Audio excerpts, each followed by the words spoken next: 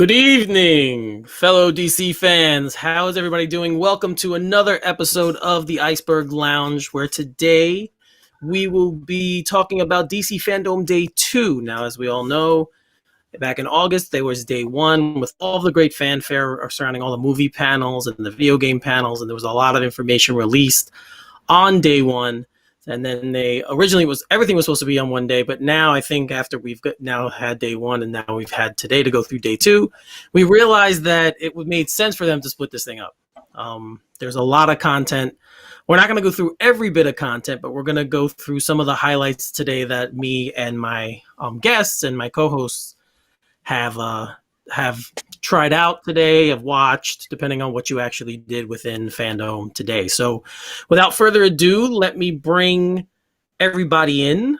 So as always, my co-host from Straight Outta Gotham. Everybody.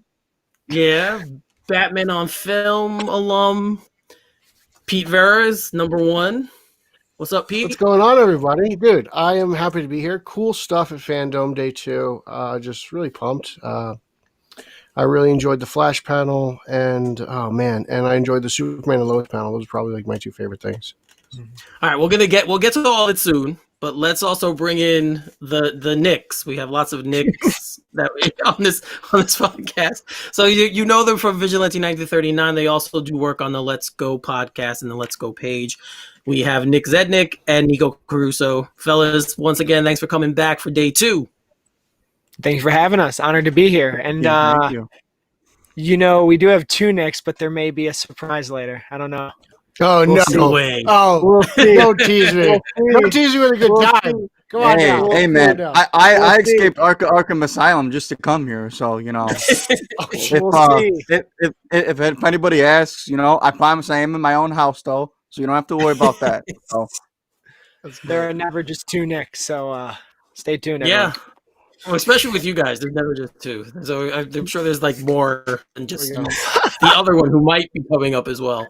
I'm sure there's another. There could be another one in our future. I got one back there. Who knows? So really quickly, just Pete, last night, guys, I don't know if you watched, but you might have. We did the preview show. And it was pretty cool. We had a new guest or a new member of our cast. It was Rachel Robbins, who was making fabulous drinks for us. She's from she has her own company called Chickologist, where she's kind of a cocktail consultant.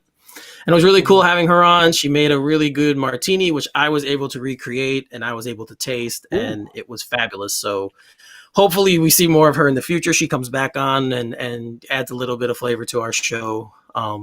You know, the Iceberg Lounge as we go on in the future. So just once again, thank you to Rachel. And always I want to thank BJ and Nick on the other side for doing their great job producing this show. We couldn't do this without them. So thanks again, guys, over there. So very quickly, there's a quick synopsis of what FanDome Day 2 was. It was basically everything else, right, guys? It was day 1, we got all the panels, that stuff. Day 2 was everything else. So they split it up into different kind of verses. There was a multiverse. So today, the key one, I think, was probably the Watchverse, which dealt with a lot of the TV shows that they have, the Arrowverse, you know, Titans, Doom Patrol. All of those shows. There were some comic book panels too that we'll get into in a little bit in a couple minutes that they discussed as well. The one that I was looking most forward to, and I spent a lot, probably like the first hour to hour and a half of the day for me, was the Funverse. Now, that was pretty cool for me. I'm a big roller coaster guy, and they have different roller coasters at different Six Flags in this country. They're all DC comic based characters. So they had like these simulators where you were riding on the roller coaster. It was pretty cool to see them. They were short. Like GoPro footage. Yeah. I didn't get into it because, you know, then people might have just wanted to keep that running the entire time. But it was pretty cool to have those and go through those. They also had a link to Chevy where you could design your own Chevy Trailblazer with Batman, Superman, Wonder Woman, Harley Quinn, and the Joker. So I actually have some pictures of that. We'll probably see them a little later, but I have some pictures for that. So we'll be showing them. They had an area where you could download various wallpapers from FanDome and for your phone and for your computer. They had a Lego section. There we go. There's BJ showing the Jim Lee FanDome wallpaper. Oh, nice. Yeah, nice. So I was able to pull that. So guys, that'll be available again till tomorrow. This is a 24-hour event, so you guys can go and check out the Funverse, and you can pull down these things. There's more. They had ones for the new movies. See, they have one for Aquaman, previous movies. Jason. They have, yep. Yeah, they have BVS and the Suicide Squad, and it's really cool. You get all these different official fandom. They have this as fandom, but there's BVS. So see, we have all these different wallpapers and images that you can pull down. So it was pretty cool as well. And then the last thing that I probably spent too much time on as a 43-year-old man, but it doesn't matter anyway. I was in the Lego portion of it playing, and they had a game that was kind of like Candy Crush with Legos. Oh. Yeah, and I was playing that probably a little bit too much today. Every time I had a little. I didn't venture too far out of the trailer verse, whatever that was, the panel, whatever the hell that thing was called. Well, you can check it out as you go through it. But what BJ's showing now is one of the images you can win by clearing certain levels in that game. So that's what this is that he's showing here. And there's another one. He's the Batman around. Yeah. Nice. So it was, this part was today for me was a lot of fun. I really enjoyed it. I don't know if you guys dipped into that area. There's other things there too that you can get in. There's a selfie machine where you can create pictures of yourself. I actually posted one on my Facebook Messenger where I was in a Batman comic and you see my head in different portions of the Batman comic. Like it was a lot of fun. Okay. So again, you guys have till tomorrow at, I guess, 1 p.m. Eastern time, so it would be 12 for you. There's the Trailblazer. BJ's showing the Trailblazers. You really ventured in deep there. You kind of explored the dome a little bit, huh? Yeah, I did. I was like, I watched the panels later, but I just wanted to see what everything else they had going on, and this was the area. I felt like I had to watch the panels so I couldn't miss anything. Like I felt like I didn't have any time to do any of that stuff. You're great. Like taking you to a theme park, you're like, it must be great because you're like, all right, we're going to go on rides and we're going to get food, and then we're going to go on more rides, and we're going to get some more food just for more energy. Yes. And then we're going to take a 15-minute break, and then we're going to ride again. And it's like, oh wow, Eric is really on top of everything here. But wow, I'm impressed. Yes. Yeah, I love rides. Since I'm a kid, I've always loved rides. So when I saw that, I was like, oh, let me go check those out. Now I was going to record them, and I'm like, oh, maybe I'll send them. But then I'm like, I don't know if there's copyright issues. I don't want to get into any kind of issues with anyone stealing material. So I was like, I'll just leave those alone. But definitely, guys, go check out that section. There's karaoke in there. There's a bunch of different things you can do. How do you? I didn't do the karaoke. How do you do virtual karaoke? I saw it and I scrolled past it. I didn't stick with it. I didn't go in too far. Okay. So that was one of the other areas that they had today. They also had the Insiderverse, which basically was a lot of inside looks to certain movies, TV shows that have come and gone, because they had the Arrow pilot one, and they had ones for that's some Justice League, Zack Snyder Justice League, and BVS stuff in there. Cool. They had a lot about how they built the several Batmobiles, different Batmobiles. So they had one on the '89 Batmobile. Oh, wow. They had one on the BVS. Yeah, that's also in there as well. Anything on Schumacher's cars? I didn't see those. They always get left out. That's not official. I distinctly remember 89 and BVS. Those are the two I distinctly remember seeing in there. But again, a bunch of other behind the scenes material. There was the kids verse for the kids. I didn't spend much time in there. I think the fun verse was my version of the kids verse, so I just stayed in that lane. But there is a kids verse, that they had as well. But the watch verse is the thing that we're going to discuss mostly tonight, because again, it was TV shows, it was comic book panels, especially Three Jokers. So we'll definitely. And that's all I paid attention to. So I got nothing else. I can't bring anything else to the table. I didn't pay attention to anything else. So very quickly, like I just set up, the Watchverse is the area that they, like we said, TV, comics, things like that. So each of us watched some of them. I didn't watch all of them, I'll be the first to admit, but I did watch certain ones that I liked. So since it's just the four of us tonight, we'll go through all the ones that we watched, and then we'll all comment, based off what we hear from you guys, or we'll ask you questions to expand upon things that we might have missed. So that's how we'll do this. So the very first one I want to go to is my favorite current DC show, and that's Titans. They had the panel. Yes, they had the panel the first day. They had a panel too, and they just added a little bit more to it this time. I watched some of it the first day, but I watched all of it today. So it focused mainly on season 2. Yeah, it was an extended panel. And they focused mainly on season 2 for the most part that just passed, and they did set up some things for season 3 coming forward that it might be coming, and certain new people or changing characters that we're going to be seeing, characters changing who they are, and we're getting a new villain, a couple new villains. They're going to be in Gotham in season 3, so that's another thing that they let us know. So really quickly, Nikko, Titans panel, what'd you think? It's funny. I wasn't impressed with it when it was the last time because it was so short and it was just like fan favorite, like the 5 top scenes from them. But this time was a lot better because there was more interaction when they were talking about the 5 top scenes from the show so far. I love that cast. That show means a lot to us because it really increased our viewership and got our show a little bit more on the map last fall. I liked hearing all the teases for season 3.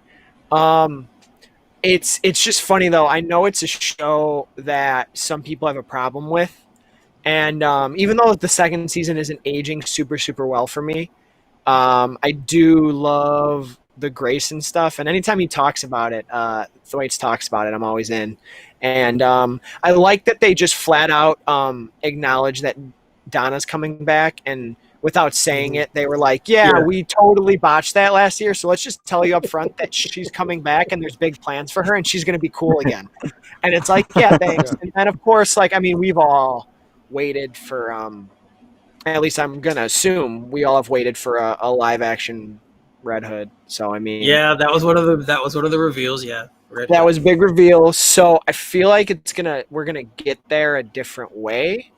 Which I guess for the context of the show can be okay. Like, no, he's not going to get beaten with the crowbar, taken to the Lazarus pit, and he's not going to fight Batman. That's not going to happen. But I think of it's him versus Dick, and then the team reacting to it, and he's a little bit more of just doing it because they don't do things his way, and he's like Greg Walker gave the quote, "The child who's not embraced by the village will burn it down to feel its warmth," to use that quote. I'm in. And Jonathan Crane and Barbara Gordon, interesting as well. Those were the other 2 reveals. We were teased that Babs was coming, but the Scarecrow, or at least Jonathan Crane one, I was like, oh, right, okay, yeah. We'll see how that goes. But I could ramble forever. It's a show I'll always defend as long as it's on, unless it gets overly ridiculous, which I don't think it will. So that's all I got on. No, I thought season 1 there was a lot of gratuitous cursing. I guess there's probably really. Yeah. Anything specifically? Anything? That didn't bother me. That I love that the fuck Batman part. I'll say it. I don't care. I love that. Yeah. It immediately set apart how the show was going to be different. So I didn't care about that. It set a good tone for what we got. So Nick, very quickly, what did you think of the Titans panel and what they told us? Well, I have to get this one out of the way, fellas. So Minka Kelly, guys. She can rob me and I wouldn't even report it. So, yeah. So I'm gonna correlate with Nico. Yeah. So Titans is kind of like our mainstay at Vigilante. So I do kind of have a soft spot for it. I know I had to throw it in there. He's incredible. I was actually really incredible. impressed. Yeah, I know. I try. I was really impressed with this panel actually. Going from like our last stream that we did, I'm a big fan of cast. So anytime you bring an entire cast on board and you bring like a writer or 2 on board and you get everybody talking about it, I'm always in on that. And I like that they really gave Kieran Walters, aka Jason Todd, a lot of spotlight here. I kind of noticed that. And then when the Red Hood reaction or the reveal came out, you can just tell that he was like smiling the whole time. Like that guy knew that he was going to get a reaction out of it, and rightfully so. I mean, obviously, yeah, season 1 was a little bit iffy for me. I am a big Robin fan. No, I'm a big Nightwing guy, so seeing the Nightwing storyline in season 2 meant a lot to me. And my main takeaway is it feels like we're going to get more team dynamic, which is what I feel like the show overall is missing. it's kind of like my gripe with Doom Patrol season 2 a little bit, which we'll get in a little later. Is I don't like when we separate the characters too much for the season. I like when they're all together and doing things together. But I like that it's taking place in Gotham. That means so much for what the potential could be. The world building that they're doing. I hope it's world building. So, bring it all on. So I loved it. So, Titan season 3, 2021 or whenever. Let's bring it. All right, Pete, real quick. I was into it. I'm interested to see how they do this Red Hood without the Joker, without killing Jason Todd. That was the one thing that really struck my fancy. I really dug all the Grayson and Todd stuff they did. I thought that was cool. I really enjoyed that aspect. I liked everything involving Batman and the Robins throughout the 2 seasons of Titans, so that's enjoyable. Really enjoyed how they broke down specific scenes, especially Connor with in the farmhouse back in Smallville. I think it was Alexa's dad. That was cool, and the little thing they did with crypto, and so I enjoyed that. I'm trying to think specifically, is there anything else? But that seemed to be, those were the highlights for me personally. But I'm pumped for the next season. The one thing that they highlighted on that I was happy to hear about, because I felt like she's been used more of a pawn so far, is that they're going to expand upon Raven, and her actually using her powers in the upcoming season 3. So I think, obviously, at the end of the last season, she goes when spoiler alert, when Donna dies. If no one's seen it, I'm sorry, I just spoiled it for you. But she goes with her, and obviously they mentioned also Lazarus Pit again in the panel today, and how they're going to bring Donna back and all of that. So I think, that stuff was really interesting. So I'm really looking forward to that. And again, this show for me, I like both of the ones. The 2 that I've stayed with is Titans and Doom Patrol and DC Universe, which will now be on HBO Max. We just heard that today as well. Huge. So they'll be moving to HBO Max. So you'll see those there. But those are the 2 that I stuck with. I didn't really watch Swamp Thing. Pete said it was great. I didn't watch it. It was good while it lasted. It was fantastic. Yeah, it was great. Yeah. So I could go back. I think it's still there. So if I want to watch season 1, I guess I could. I think it's going to be on long enough CW. to get Eric to watch Harley Quinn. I can't Yeah. imagine how long it's going to take me to get and watch Swamp Thing. Harley Quinn is great, by the way. I know we're not talking about that, but it really is great. I've been like, Eric, let's do a podcast on the Harley Quinn show. And he's like, I have to watch it. I've been trying for like at least since the pandemic started. I've been trying to get one. I'm going to get it one day. Guilty as charged. I'm guilty as charged for that one. So but definitely Titans panel was great. I loved it. It's, like you said, Nico, so much more than what we got first day. So I'm glad they did this today for us to get more information on it for a show that we all seem to love. So I'm looking forward to season 3. Yeah. And moving right along, let's go to Superman and Lois. Now, I did not watch this panel. So so I believe Nick and Pete did. So if you guys watched Superman and Lois panel, take it away. Well, the one thing that really struck out to me as they were 2 things. One, they mentioned how it's kind of going to be more like family oriented because Clark and Lois have kids. So that throws a monkey wrench into Supermaning and just daily, Justice League activities. And I think that's a cool angle, and that's what I really took out of it. And I was like, oh wow, so it's not going to be like him trying to keep his identity from her. She's fully in this. She's fully invested. They have 2 kids, and they're balancing, life in Smallville because they think it's more simple and it's a better way for them to raise their children. So I think that's really interesting, and it reminds me of the most recent Superman and Lois comic book run, which I believe was written by Dan Jurgens. So lots of good stuff there, Nick. Quick, Nick, I have a question. Is this, did they mention if it's taking place after Crisis? Is this a follow-up to Crisis, that the show's beginning from that point? I believe they did. Yeah. Okay. Mm-hmm. Yeah, they did 100%. Yeah, 100%. Mm-hmm. Okay, so go ahead with your impressions then of the panel. Oh man, I always get super emotional when I talk about Superman, so I'm gonna try and keep it tight a little bit. I was very lukewarm on Superman as a whole in the CW. his first couple appearances in Supergirl were good for me, and then it was kind of when they incorporated him in the crossovers was when the portrayal got a little down for me. So right off the bat, when they announced the Superman show with Hecklin, I was a little weary on it because I didn't know where they were going to go.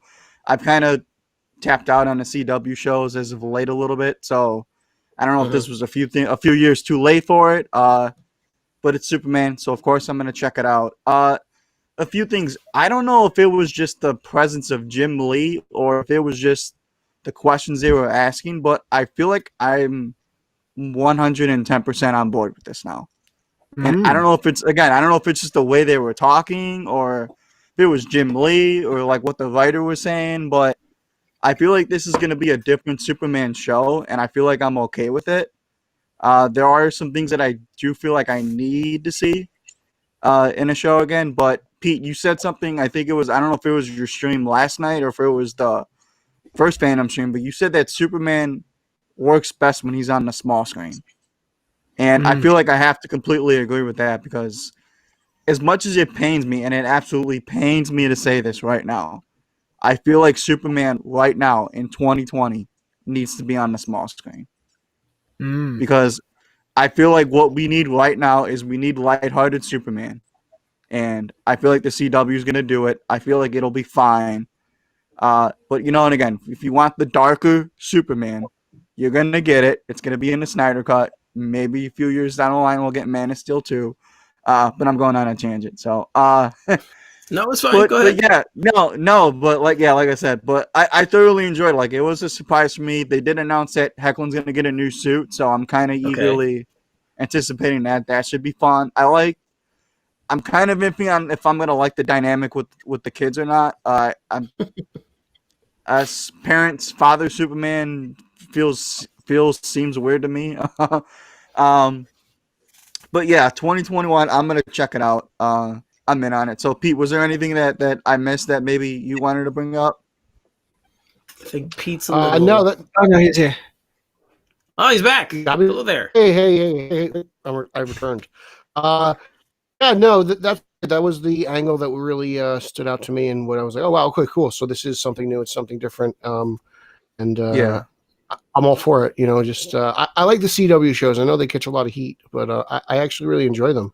The Flash, Supergirl, Black Lightning. I don't watch Arrow. Sorry, that's the one I don't watch because I don't have enough time. But I'm a big fan of the CW. All of them, but whatever. It's not better than Flash. But I'm digging it. Superman has such a rich history on television that I think it's an obvious thing for the character to do. It's been a while since we had a Superman TV show, and I still watch George Reeves in his Superman show every once in a while. I'll watch a couple of those, and I'll watch Dean Cain, as crazy as he is. And I can enjoy them. Superman on TV, there's something about it that's it just feels right. I know we had like Batman 66, but that's really it in terms of like live act, and I don't count that other show from Fox. I don't know what that was, but there's so much Superman history on television I'm looking forward to this part of the legacy, and I'm glad it's fresh and new, and I hope it's interesting. It's like I'm getting visions of like Full House and Family Matters with Superman. It's like that family aspect, like crazy things. Can you imagine like Superman watching one of his kids go on a date? I don't know. It's like crazy if they have two boys in the show, but it'd be funny to me, he's from like 40,000 feet. He's just keeping an eye on this kid, I don't know. But he's just going to take his kid on a date, and he's going to be in his Superman costume in a car, giving him like fatherly advice. He'll be on a cloud. So since Nico and I are the outside ones here, you're telling us to take a shot and watch it. That's what you're saying. Watch the show. I think you should 100% like watch it until you don't think you like it. I mean, basically approach it the same way you approach Batwoman. You went 4 episodes in, and you're like, no, I tried. This I don't really enjoy. Tried. Yeah. And if it's not for you, that's fine. Like I said, CW's got how many other DC TV shows? Pick up on Black Lightning. That show's amazing. Season 7 of The Flash is going to be outstanding. Because the last season was incredible. So there's a lot of good DC TV shows on the CW, and I think this will just be another one. I'm into it. And I'm digging All the right. new suit. I hope whatever it is. I just hope it looks better than the Yeah. other one. I'm not a fan of the suit, but Yeah, I think I'm all for they said that it's gonna take place in Smallville too. So, and Yeah. you know, a little fun fact: Smallville's my all-time favorite TV. Well, not all-time TV, but superhero TV series. So, Mhm. I like I that. didn't even mention that one. Yeah. Yeah, I love that they're gonna tap back into that. So, I know I kind of got some hate, at least from what I saw, which is dumb because it was totally like misunderstood. They said something about a love triangle with Lana, Clark, and Lois because Lana's gonna be a part of the show. It's part And of the path. I don't know where it come up, but somebody was like, "Is Superman gonna have an affair with Lana while he's married to Lois Lane?" So I No, just they I'm said they like, weren't come going to on. do that. They said they Yeah, weren't going I'm to like, do come that. on, guys. Like They they said it too literally flat popular. out said they said that But Lana's gonna Lana's be a big in the part of mix. Superman's Yeah. life. It's cool to get her on Right. a show like Yes, that. she So I is. think it's a big move. You I'm know, like, I mean, come on, Twitter, come on. I didn't Are they watch bringing back Smallville. Was Chloe? she on Smallville? Yeah, she was. Was she on Smallville? She was. Because Yeah, was she on was. Smallville. some exposure to Lana is probably Superman 3. She was I first guess. on Smallville. She was because she grew up with him. So there, in Smallville, I didn't watch all of Smallville. I watched like the first 3-4 seasons, and then I. But I mean, I do the remember actress the that early. played Lana in Superman 3 was Clark's mother in Yeah, Smallville. So the more you know. Yes. Yeah, she was. Wow. Okay. So yeah, but it's cool. It's cool that they are bringing Superman back to television on his own, right? Yeah. Like he was part of Supergirl, and that's how they got him into the universe, and now they're bringing him Mhm. back. And it's a cool angle. We've never seen a married Superman, so I understand what you guys are saying that you're not sure how that's going to be, but they're trying something different, which is I'm all for it. Like, yeah. Yeah. Just, I'm ready. All right, My so Jonathan Kent over there. I feel you, brother. Hey, I think I'm gonna give it a shot, but guys, I don't. And this is not to end this on a You're not a sour CW note. fan? I just don't like heckling as Superman, man. I don't know Why? Because he's too short? He is a tiny no, Superman. no. He's a No, tiny only Superman. He is. He's not big. Only because I feel like in the crossovers and when he's on Supergirl, he's put down to elevate everyone else. And like in Crisis, in the final battle when they're lined up, he's like the 8th guy to the right. I'm like, what? But I mean, I don't know. But you know what? I'll give it a shot because you guys are high on it, and I trust you guys. And I don't know. Now I don't I'm know, man. mad. I don't know. Thank you. I don't know. Don't be mad. If John Stamos is on the show, if it's like God. if John he can Stamos. cameo because it has like a Full House feel, I'll watch anything with John Stamos and a family dynamic. So Okay. All right. Oh, yeah, good so Lord. yeah, I'll watch it too. I'll give it a shot. We'll see how this goes. But yeah, so I'm glad you guys enjoyed it. I'm glad it made you feel better about it. It seems like if you didn't know much about it, but now you have some ideas, so you're going forth with that. So yeah, so I guess a good Superman and Lois panel thumbs up from us as well, from them too anyway. So if you guys haven't watched it again, this is a 24-hour thing, so you can continue to definitely watch watch it tomorrow. Yep, go to FanDome and watch it again at your leisure because it's on demand. So watch when you want. So now we'll move back to DC Universe very quickly, and we'll go to the Doom Patrol panel. And I really loved this one. I enjoyed it very much. And there's a lot. Again, obviously they focused on the season that just passed. That with Dorothy, where they added Dorothy to the storyline, and she was on it. They had pretty much the whole cast except for Brendan Fraser, but they had Riley Shanahan, who plays who actually embodies Robot Man, and Brendan Fraser just does the voice. So it was cool to have him, and I forget the other guy's name who actually plays Negative Man. I can't bring up his name. Bomber? He was Matt on. Bomber? Yeah, no, Yeah. he was on Matt it, but Bomber. the guy who actually plays him on the Oh. embodies him on the show. Does a lot of the embodiment. Yeah. I forget I his didn't know name. Robot Man Sorry, did the yeah. same thing. I thought that was Brendan Fraser all the way. No, it's Riley Shanahan who plays him. Wow. And then Okay, cool. his name is the other guy who plays Negative Man is also named Matt because they kept calling them the Matts in the panel. So his name was also Matt. Oh, I just don't yeah.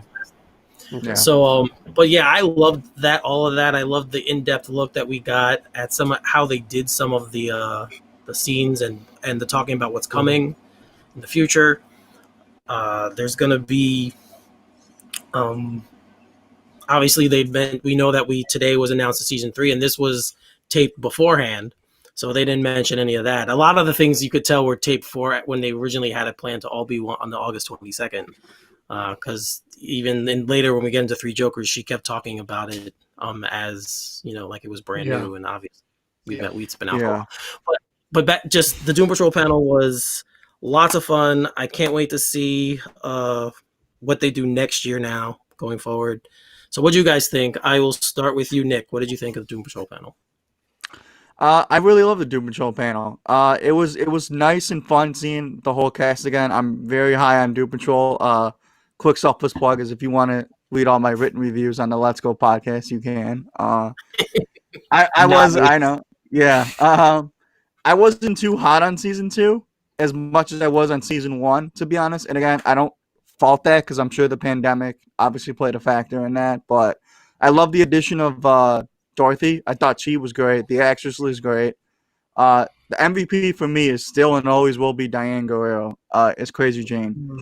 She is fantastic. One of my all-time favorite castings in a superhero role, just in general. I could just listen to talk to her about the role like all day. She's just great. I love that they kind of like dived in on what Doom Patrol is too a little bit, like how it's a social commentary on outcast, parenting, grief, loss, acceptance. It seems like season 3 is going to be bigger in scope, which I hope so. But same thing with Titans. Season 2 kind of separated them for the better part of the season. So I'm hoping season 3 kind of brings them all more together. And it was just fun hearing all of them talk. I love Negative Man too. Matt Bomber's great. So season 3, bring it on. Let's do it. Let's do it. And I love that it's on HBO Max too. So I know that this is a property that is going to be in good care. So if you haven't watched Doom Patrol, that is my recommendation for this stream. Watch Doom Patrol. You won't regret I'll co-sign that. I will co-sign that. Definitely watch it. It's one of those shows that you wouldn't expect, but when you watch it, you really it's hard not to like. At least for me, anyway. They do so many weird and different things, and it's a weird property to begin with, and then they acknowledge that in this panel a lot. Yep, they do. They acknowledge it in the panel. So Pete, go ahead on the panel. What'd you think? I first of all, like, anytime I get a chance to hear Timothy Dalton talk about acting, just kind of like sit back and enjoy it. Yeah, that was cool. How it's like your character's always changing. It's always this, that, and it was fun to hear him speak and just to get his 2 cents. But it makeup, I was kind of like, oh wow, that's what she looks like. And that was fun. Yeah. That's insane. Crazy Jay was great. I'm just trying to think. I really liked the Matt's part of the panel, how they went back and forth and how they kind of like watch and learn and go off one another. And I thought that was interesting because it's such a interesting way to portray that character, how one's actually physically doing it and just doing the voice, and then to find out Brendan Fraser was the same thing. Cool. It's just how they embrace it and just all the crazy stuff. So I thought it was cool. It's a show. I don't know too much about the source material, but because of the show, I just love it. It's so interesting. It really is. I love the part where they were talking about how they tried to emulate, like the guys who actually play Robot Men and Negative Men, how they try to emulate the actual actors who are voicing them, and how hard that can be at times. And I love April Bowlby as Elastigirl, Rita Farr. I think for me, I love Diane Guerrero too as obviously Crazy Jane, but for me, Elastigirl is her acting on this show is tremendous. She sucks. She chews up every scene she's in. And they went into on the panel how each one of them obviously is struggling with some kind of mental problem, and the panel really focused on the mental health aspect of the show. So Nico, what did you think? Y'all are gonna call me crazy. I have to watch this show. I haven't done it, and it sounds like everything I would love. What are and you I waiting wanted for? To. I don't know. I just haven't. But from everything that you guys say, from everything that I read, and I actually watched like 10 minutes into the panel today just because I wanted to feel it. It probably will end up being one of my favorite shows from comic book related content. I'm sorry. I haven't. You'll I dig picked, it because I know. I didn't think I would, and I do. So Yeah, and I'm sorry to transition to 2 panels in a row that I didn't watch, but I No, will. that's fine. That is fine, man. Because hey, like I said before, if I can Lot ask to questions do. about the show and you guys can Yeah. bring me into it, that's just as good. So if you want to ask us questions about Doom Patrol, then you can, and we'll definitely answer you because it's really is a phenomenal show. And today just highlighted all of the stuff that I love about it, and the panel and what we're going to see going forward. I think is going to be really really special. So let's quickly transition now to the comic side. Let's talk about oh boy, the panel. I think a lot of us were actually looking forward to watching today, and that was the Three Jokers panel. It was a panel that had Jeff Johns and Jason Fabok. I said it right? Fabok? I always screw it up. Fabok. I don't know. But it had them in it. I'll just call him Jay. Jason F. She kept calling him Jay on the show, so I'll just keep calling him Jay. And it was really cool to learn the process. Like they said this was in a development for a long time. Jeff Johns kept saying it was in development for a really long time, and they finally got it in, and they were able to work through it. And it was cool listening to how Jay kept going back to saying that he drew things based on all the historical depictions that came before him and all the great artists that came before him who drew the Joker. That part was awesome, and like you could tell that these two guys really, really get along, really like collaborating with each other. And obviously, if you read issue 1, that came out in issue 1. So, Pete. The Three Jokers panel, what'd you think? Well, it's nice to hear something nice about Jeff Johns for a change. So right off the bat. But it was cool listening to just him and Jason just talk about how the story came about and what really they were like, no, these aren't 3 Jokers from 3 different universes. These are 3 Jokers, or are they 3 Jokers? And you're like, okay, so there's this mystery aspect of it. And like you said, Fabok mentioned how he was pulling inspiration from Brian Boland because of the Killing Joke, and he drew that, and how he took inspiration from Cesar Romero and Mark Hamill's Joker for the 3 specific Jokers. If I'm not mistaken, it was the criminal, the comedian, and there was another one, the prankster, clown. The trickster, the Joker, or the prankster. Yeah, it was something like that. So I was like, oh wow, and that the Killing Joke Joker was the comedian, the prankster. Was he the comedian? Okay, and the earlier Joker's the criminal, and the other one's in the middle. But it was like just pull it. I thought easy and pull a more thing flash through time, and he just got stuck, But they didn't do it. So it's cool. I like the mystery aspect and how.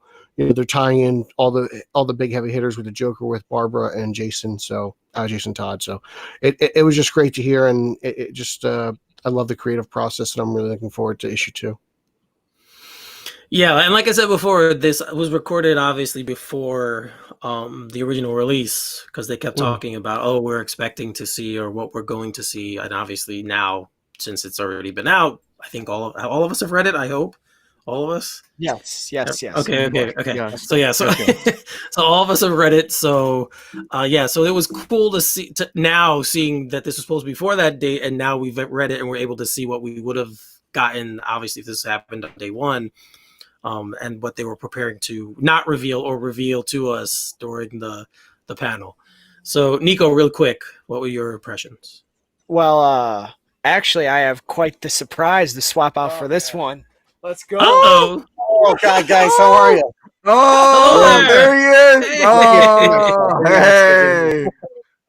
Gentlemen, how are you? Good. How are you, sir?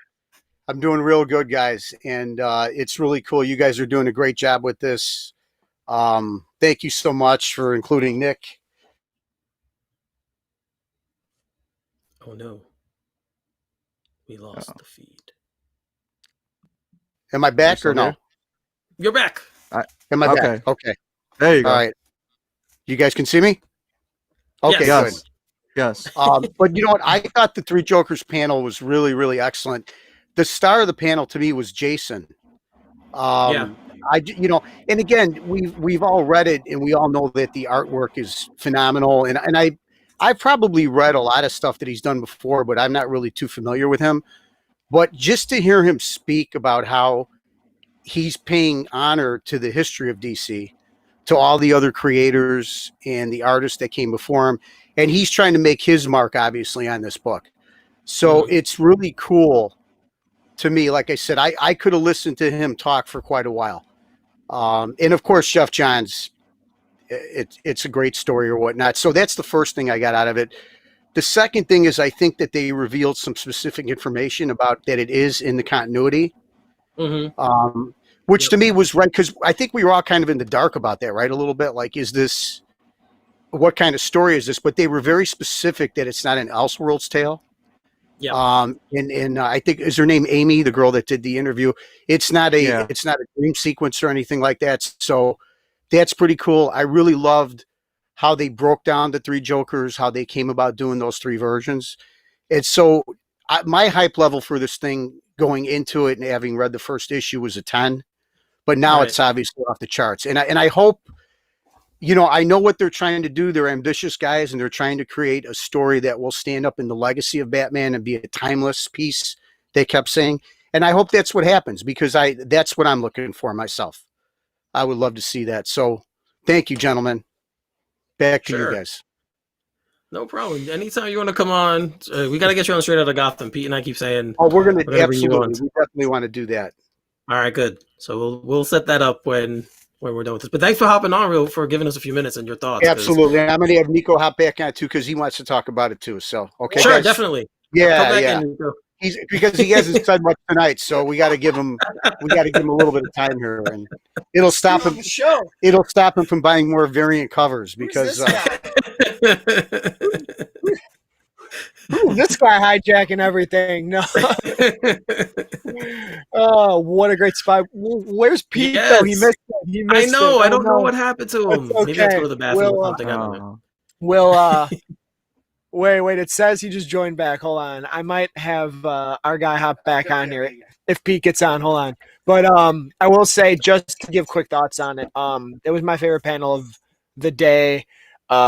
Jay and Jeff their passion for it was awesome. I love how they said, I want to echo what my dad said, I think, is they wanted to create something timeless. They wanted to make it a classic. And I'm all in on, I have several theories about it, and I'm glad it wasn't a pod that they were asking them like spoilery, speculative questions. I love how they got into why they chose the characters, what the trauma and the experiences with the Joker means to them. And it was just, I think it was great.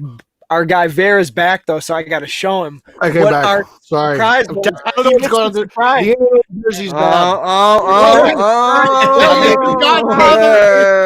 The Godfather of Chicago, everybody. The I took a break from making the sauce to come on here and see you guys. All right. I was Sunday up in the sauce. kitchen. You had the Sunday sauce.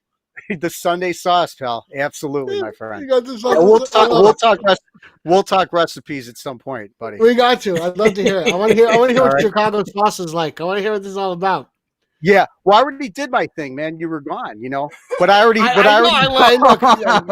bad over here. I don't know what's going on. That's okay. Again, I'm loving this story, and I'm really loving Jason. Is it Fabuk or Fabuk? We don't know the Fabuk. Yeah, it was Fabuk. Fabuk. Okay. Yeah, I mean, I was so impressed with his take in honoring the history of DC. Not to repeat myself, but it really makes me want, like, more than anything, I want this book really to stand the test of time, and I hope that it is something that we'll talk about, 5, 6, 7 years from now. You think so? It's got that classic vibe. Yeah, it does. I do too. Because I feel like they took a lot of time with it. Absolutely, they didn't absolutely. Rush it, because sometimes, so many times you guys have been, I don't know you guys are avid comic book readers, but so many times these stories come out and they just don't, it just doesn't resonate. It starts out good. It's a great idea, but they rush it. Absolutely. Absolutely. So, in recent times, I could think of Hush, The Court of Owls, and that's really about it for me in the last maybe 15 years or so. So anyway, Pete, it was good to see you. I'm going to have, and you know what? So I wanted to rate the panel. We're doing these in threes. So I would give it. I only have 2 thumbs.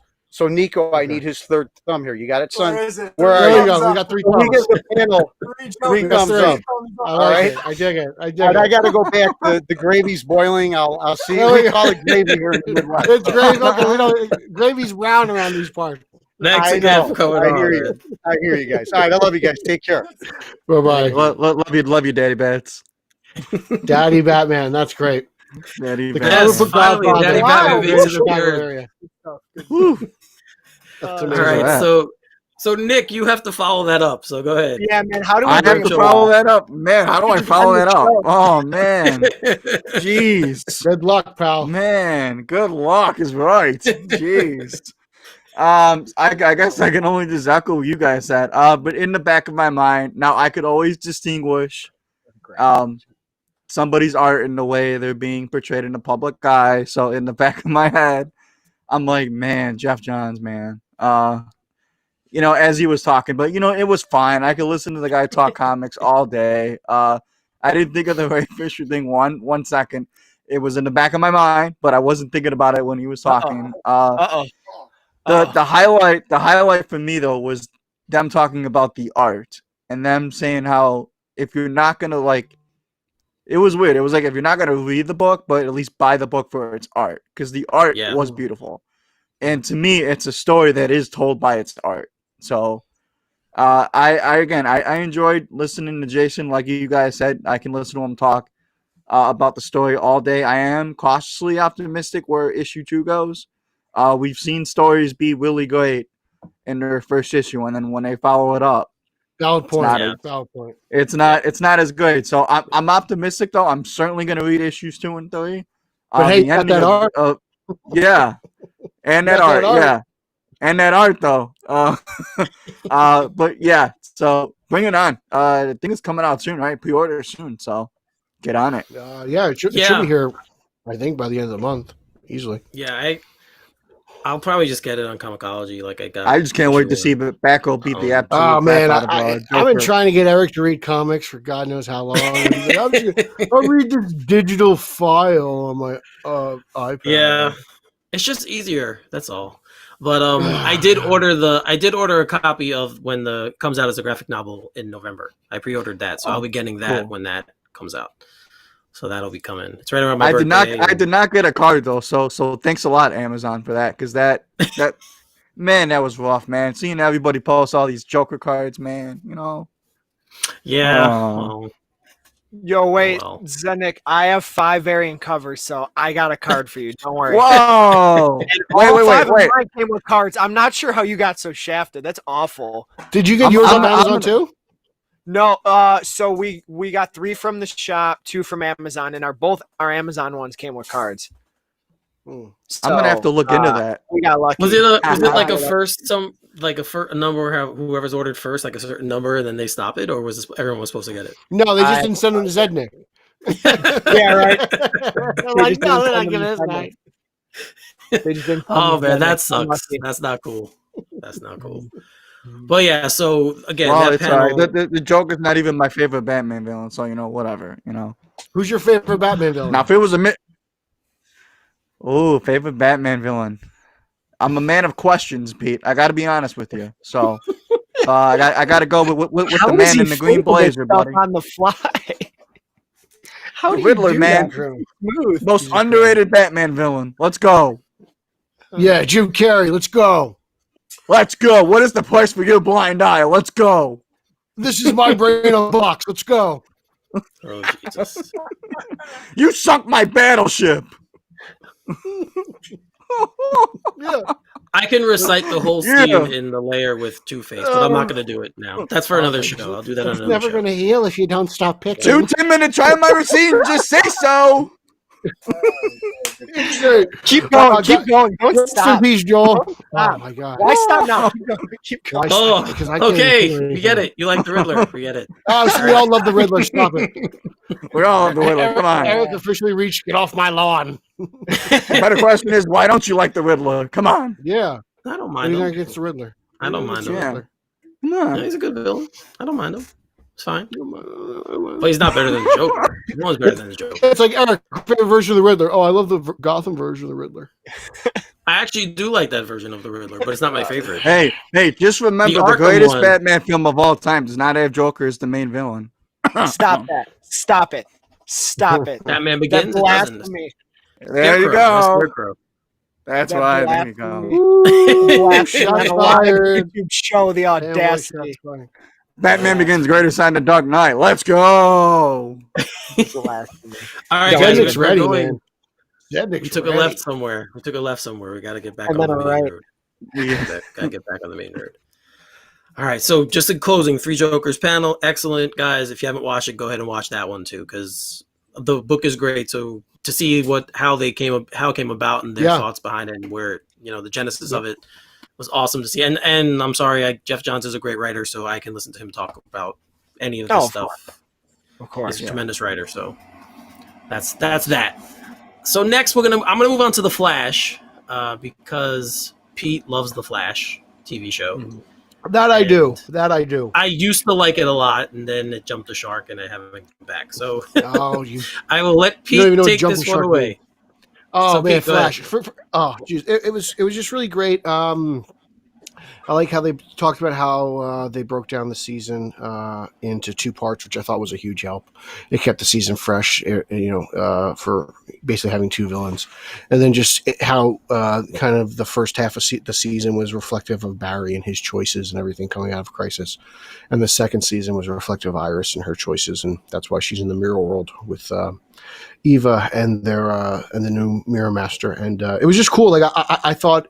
This has probably been the best season of The Flash since, I think season 2 is the best. So it's 2, 1, and then I'll throw this season in there, and then I'll go like season 4. But yeah, like I just really dig it. I'm looking forward to where they come out with the Mirror Master, and I always got bummed out that they never really used more of the classic villains. Like I'm still upset. Like I haven't seen Captain Cold in forever, and Heatwave is a member of the Legends of Tomorrow. So just to see Mirror Master is cool, and I like what they did with the gender swapping and just the special effects. At one point, Iris looked like she was like a Terminator from T2, and just really cool. And the show just looks great, and Barry's costume looks great, and I love the cameo by John Wesley Shipp and Jay Garrick. And it just good stuff last season. So this season I was really excited for, and they just pumped me up and got me ready, and I'm just really excited. All right. Did they give us any insight into what's gonna happen in the future? They're gonna continue their Mirror Master storyline, and I think that'll probably end up being this first half of the next season, and then they'll surprise us with something in the second half. But they're gonna continue on with the Mirror Master storyline. Okay. All right. So Nick, you watched the panel? I did. I actually just watched it not too long ago, actually, too. So I kind of agree with Pete. Season 6 was good. I actually wouldn't put it that high, but it was a solid season. Again, I know the pandemic kind of threw things off of a loop a little bit, but again, I love that cast so much. Even if I'm iffy on the show, I love that cast so much. Barry's great. Candace, they're all great. I'm trying to see because I don't know if I want to say this, but maybe I will. My hope is that season 7 goes back to just being The Flash, because I feel like this show where it's at right now is spending way too much time on the supporting characters, and I feel like the main character Flash is being shafted. I can hear that. Yeah, and again, I know season 1, they made the choice to surround the Flash with the supporting cast, with the Team Flash, as opposed to it just being Barry and Iris, which to me is the Flash. It's always been Barry and Iris, and sometimes special guests. It's never been Team Flash is the entire season, because when I'm watching the Flash, it's like Barry goes to the villain, he fails. Team Flash comes in, they help him, and then they all solve the problem together. But I'm like, this is a guy that's supposed to be a CSI investigator, and he needs supporting characters to help him. So again, I'm not trying to again, I'm not trying to rip on it, but when I rip on it, it's only because I love it so much, and I love Flash, and I love that the CW took a gamble on even making a Flash show, because the Flash has been way overdue to be present and the film side. So at least we have a TV show, regardless of how you feel about the quality. Again, I'm optimistic though. The later half, like Pete said, of season 6 was strong. So bring it on. I think it's 2021, right? Pete, is when the Flash is coming back, I believe. Yes. Yeah. Yes. So And, got no, I'm with you. I wish they did more Yeah. solo Flash stuff. Like I wish Barry Allen, and this is something I discussed with JG Hodges in his For Comics Junkies podcast, was the original Flash TV show really, well, he had one partner, but he solved all the crimes, and it was a cop show first, and the Flash is the one who solved the issues. Whereas this is like a team up show, and he's never. At one point, Barry goes, he's like, "I don't want to lose my job as a CSI investigator." I'm like, "Dude, where have you been? He's never there. You haven't gone to work in like 5 years." So it's something they don't really show out enough, and they focus a lot on Caitlin Snow and Killer Frost lately. And I know Daniel Panabaker has been directing a few of the episodes. She does a lot of directing now, actually, not just a few, but I know she's a big part of it. But they have focused on a lot of her character, and it's been somewhat of a point. So it's kind of taken away from Flash. But I thought season 6 really focused heavily. It's weird. It was split into 3 parts because now that Nick brought it up, it's true. It was Barry, it was Iris, and it was Killer Frost. Like that's what the last season was about. So did they like this was an extended panel? So there was, I think, the first 10 or 15 minutes were on day 1, which I didn't watch, so I shouldn't say. I didn't watch day 1 because I didn't watch day 1. I just wanted to watch the extended panel, so I don't know what was added. So okay, because I know in a lot of the extended panels today it was like they had fan art, and some of the art was incredible. Like some of the stuff these people submitted was really nice. Yeah. So I know that was some of the stuff they had. Yep, some cosplay. So did they? Like I asked you, did they hint anything else for the next season? Did they just focus on this season that just passed? I think the only thing they really hinted at was we're finally going to get. I don't want to say finally, but we might get Flash and his traditional gold boots. Like that might be something that he earns at the end of the season. Okay. I don't know if you guys how much, but Flash usually, for some reason, except for on television, and I guess in Justice League, the theatrical cut, he doesn't have gold boots. But in the comics, the Flash usually has gold boots.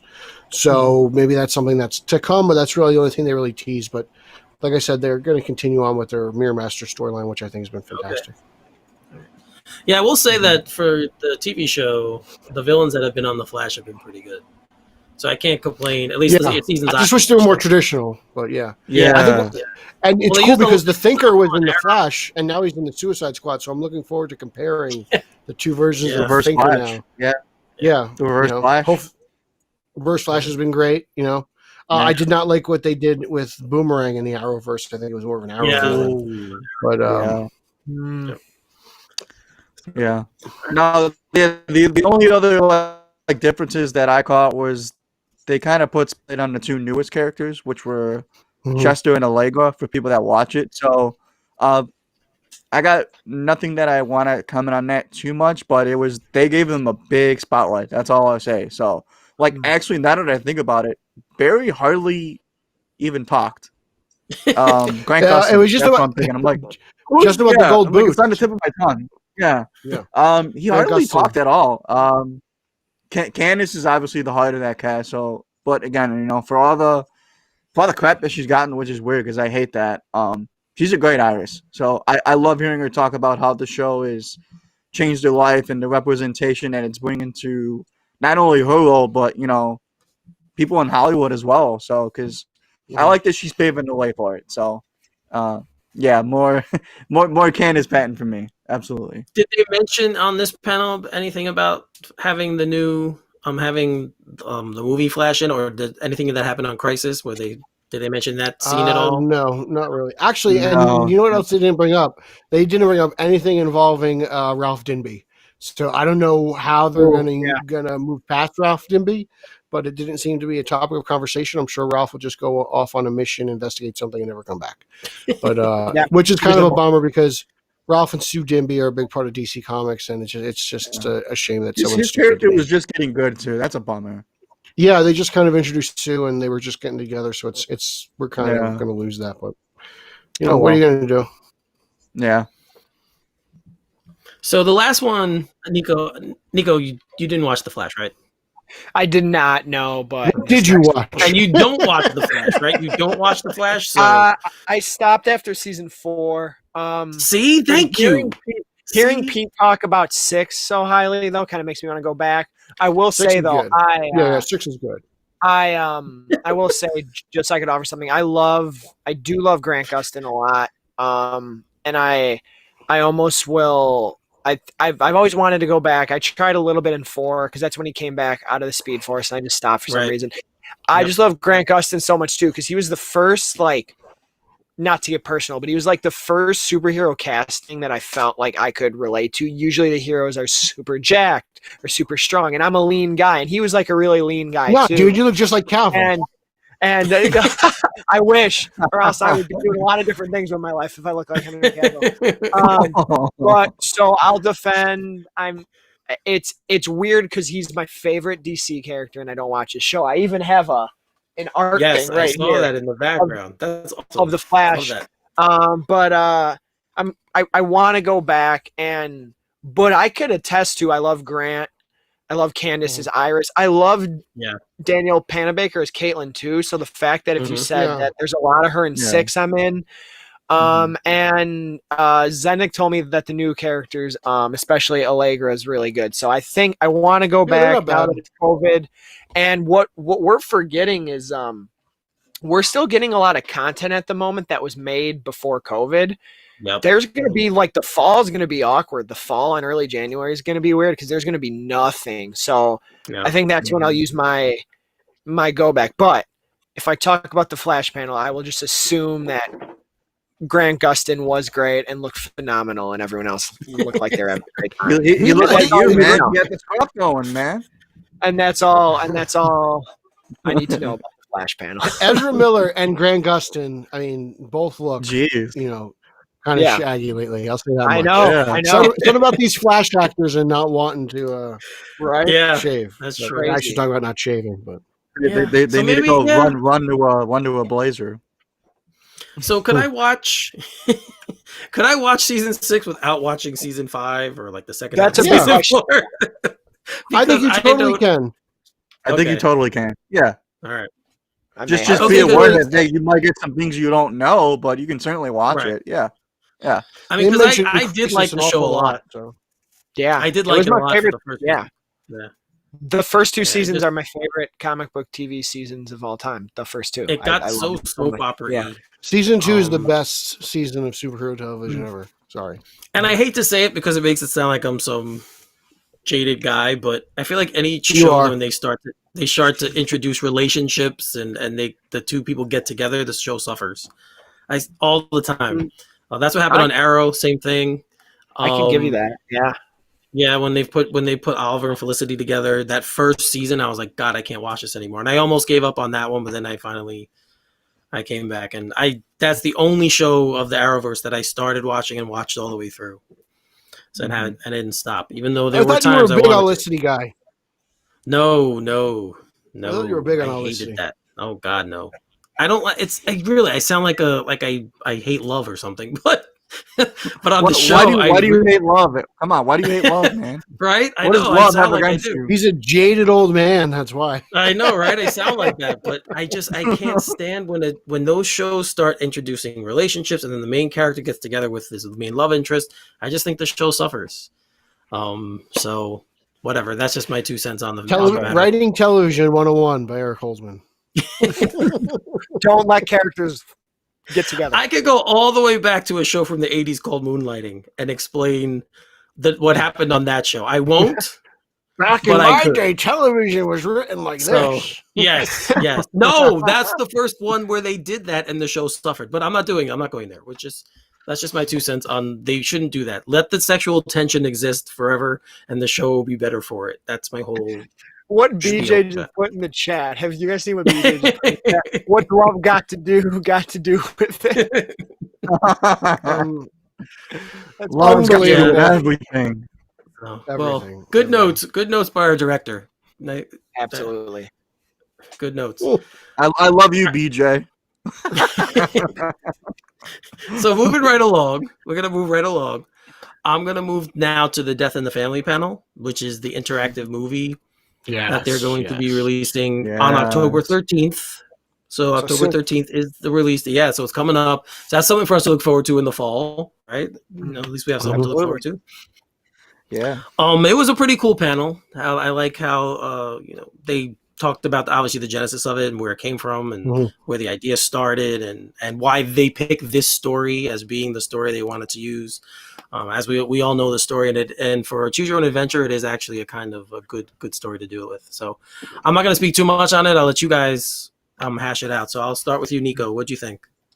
Yeah, this became a really fun panel for me. So I knew that they were doing it, and I thought the concept was cool, but I didn't think too much about it. I'm in interactive stuff. I know there's a Black Mirror movie called Bandersnatch that's on Netflix. That's really fun to play with, and then there's a really fun horror video game called Until Dawn, which is a choose your own adventure, and you could have a lot of fun with that. Because there's like 10 different characters, and you could do where all of them live, all of them die, a few live, a few die, a few hook up, a few don't. It's really fun. But to me, I'm like, okay, so you can do like the Jason Todd, keep him alive, and then you're going to see what happens. And I just didn't process how actually insane and beautifully complex that would be, because I like what the creator said. I forget his name, but he's like, honestly, what's the worst comeback for Jason, when he died and became Red Hood, or if he lived through all that and got to see kind of everyone else cope with it, and instead of coming back to find that the Joker was alive and Batman didn't do anything, he gets to see him right away not administer those consequences to the Joker, which I thought was awesome. I'm usually huge on the what ifs, like let's do something crazy. I know, like with like the MCU show, the way that they're doing some of the characters, I'm like, but for like Jason to be like Hush and or Red Robin, I'm like, okay, that's kind of interesting. So I'm all in on that. And I think the coolest part of was watching this panel with my dad was he always told me, from a young age, he would tell me about how the world voted to kill Jason Todd, and I've always thought that was crazy. And when they talked about it here, it's almost giving people that choice again. And now I wasn't alive. I don't think I was alive, or was I alive? I wasn't alive to make that. He's right here. He's right here. I had to make that fact check. I wasn't alive. No? It was way before lore, huh? Crazy. I didn't get to make that choice, but now I get to make that choice, and now I get to make more choices because now there's more of a world, and it'll be cool because that decision years ago was so powerful for Jason Todd's character, and look, all that stuff it's created. It's created a great character that we all love, and we're getting it in a video game in Titans. Yeah. Now we get to like change that, and now we get to create a new legacy of what Jason Todd turns out to be. So I'm super in on this panel. I loved hearing John DiMaggio talk because I'm a big Futurama guy. And I never put two and two together that he was the Joker from Under the Red Hood. So I'm so in for that. And, it's such a great performance. And the kid from Everyone Hates Chris, he still looks like the kid, which I thought was great. It's kind of funny. I wonder if that's how I'm an age. I don't know. But no, great panel, and I love how they picked this story because they feel like, from a choose your own adventure standpoint, this would be one of the best stories to go with. And it all comes down to everyone loves Batman, right? Everyone wants to do a Batman story and have it involve Batman in some way, shape, or form. So this panel was awesome, and the coolest part of the panel is that this is coming out so quick. But I will say they do get you with you need the physical copy if you want to do a lot of this stuff. So that was the only thing I said. I knew they were going to get you with that. But all in all, I'm in for the Death in the Family, and maybe it could be fun to talk about when it comes out, and we could all see what choices that we made and kind of see who's going to kill him still. I don't know who's going to kill him still. Don't tell me. I know you would kill him because I know. Hey, I'm know totally I do. killing There we Jason. go. He called Oh, in. no, He totally. called in to kill, right? Would you kill him? He killed him. Oh. So I kill him again. Yeah. Oh, Oh. look, I'm totally here's the thing. Like, I remember when they announced the story. I mean, like, Judd Winnick is such a great writer. So, like, the death of Jason Todd to me always meant more than his life. You know, like his death is left such an legacy on Batman and just his morals and how he acts. But you know, like it's, Under the Red Hood and the animated movie and the comic book are just so well made, well written. The animation's great. I mean, Neil Patrick Harris and Nightwing. I mean, you know, John DiMaggio's Joker, the most underrated Joker ever. It was cool to see how interactive it actually is, and like, I'm all about the switch to at least like digital movies, just for space wise. But I will pick up the Blu-ray of this to access all the features, 100%. Yeah. So I will support the physical media that way. But I was just really surprised at how many options they give you. And they gave us a little tease with Jason and Two-Face, and that was cool. And it looked nice. And I believe they showed us the title sequence, and that looked cool. And you know, I'm just excited to see where this goes and how well received it's going to be, because this could be like a new thing. And that's kind of exciting for me. Right. You know, like I don't know what other stories they can do this with. You know, but I'm down to give it a shot. And if I don't like it, I imagine this almost being like Telltale games on steroids. You know? Like that's kind of how I'm feeling. And I like the Telltale games, but I think I like this more because it's a movie as opposed to a game. I don't know, but you don't have to do it. I feel like it'll be similar to a Telltale game, but I'm into it. I want to see what it's like. It's very interesting. I love that you said what other story. We lost you. Uh-oh. Did we lose It's him? okay. Nick, what did you think of There the we go. panel? From one to the other. I love the panel. So Batman Death in the Family is one of my all-time favorite Batman stories. I just remember looking at that comic like in a comic shop as a little kid, and I just remember like crying because I was like, why is Batman holding a Robin like that? Because like Robin's one of my all-time favorite characters, so I always just feel emotionally connected to that story. Batman Under the Red Hood is one of my favorite Batman anythings. So John DiMaggio was fantastic. Very underrated Joker. Hearing him do that voice was so creepy, and I loved it. Yeah. As far as the panel goes, I agree with Pete. It was very interesting, like when I heard the initial thing that it's going to be an interactive experience. You can kind of pick and choose as the story goes along.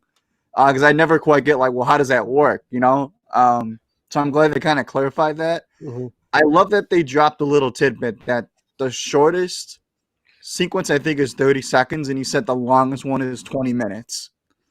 So, but then he also said like even the 30 seconds is going to be like the most impactful 30 seconds. So I'm like, what that means, I don't know, but I can tell you this: I'm keeping Jason alive, fellas. So, dude, I'm gonna play this like 4 ways. Like, I'm gonna kill him twice. I'll kill him one way. I'll save him one way, another. Like I'm gonna do it both ways. But the first thing, I mean, look, first things first. I'm gonna kill him.